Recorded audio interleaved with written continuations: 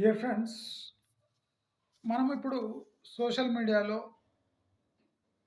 ఛానల్స్‌లో ఈ high రైజెస్‌పై, villa కమ్యూనిటీస్‌పై అంటే వస్తున్న న్యూస్ మనం చాలా క్రిటికల్‌గా, చాలా ఆలోచించి చూడాలి.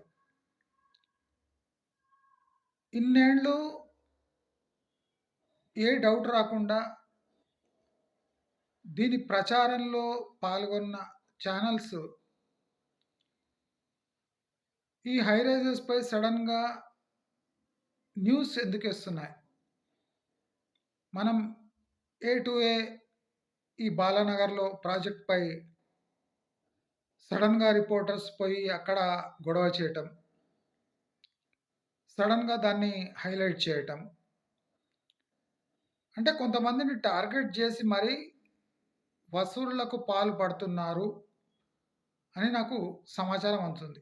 అంటే ఈ ప్రాజెక్ట్స్ అన్నీ డిస్ప్యూటెడ్ ల్యాండ్స్‌లో కట్టాను. నేను చెప్పిన 30% of high rises disputed lands పైన కట్టి కొంతమంది అమ్మేశారు. కొంతమంది ఆ ప్రాసెస్‌లో ఉన్నారు. అది కాకుండా ఇవాళ చూస్తే లింగంపల్లిలో కన్‌స్ట్రక్షన్ వర్కర్స్ దగ్గర కొన్ని సిలిండర్లు పేలితే బ్యాక్‌గ్రౌండ్‌లో ఉన్న ఒక హై రైజ్ తగలబడ్డట్టు, ఆ హై రైజ్‌లో మంటలు వచ్చినట్టు అంటే ప్రసారం చేస్తున్నారు. To gain attention. మనము 2½ ఇయర్స్ నుంచి ఏ ప్రాక్టికల్ స్ట్రగుల్ చేస్తున్నాము. ఇప్పుడు చూడండి సడెన్‌గా మీడియా ఎంటర్ అయ్యి ఏదో కొత్తవి కనుక్కున్నట్టు యాక్టింగ్ చేస్తున్నాయి. కాబట్టి ఇప్పుడు టోటల్ హై రైజెస్ యొక్క బండారం బయటపడుతున్న సమయంలో ఇప్పుడు అందరూ ఎంటర్ అయ్యి ప్రజలకు అంటే నాణ్యమైన సమాచారం అందిస్తున్నట్టు యాక్టింగ్ చేస్తున్నారు.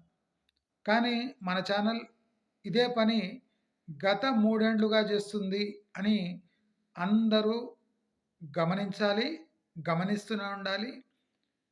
ఈ సడన్ సమాచారం వెనుక ఉన్న కుట్ర వీళ్ళకిప్పుడు అంటే కన్స్యూమర్స్ గురించి ఎందుకు ఇంత సానుభూతి వ్యక్తం చేస్తున్నారో ఆ మీడియా ఛానల్‌లోనే అడగాలి, తెలుసుకోవాలి అని రిక్వెస్ట్ చేస్తూ నమస్కారం.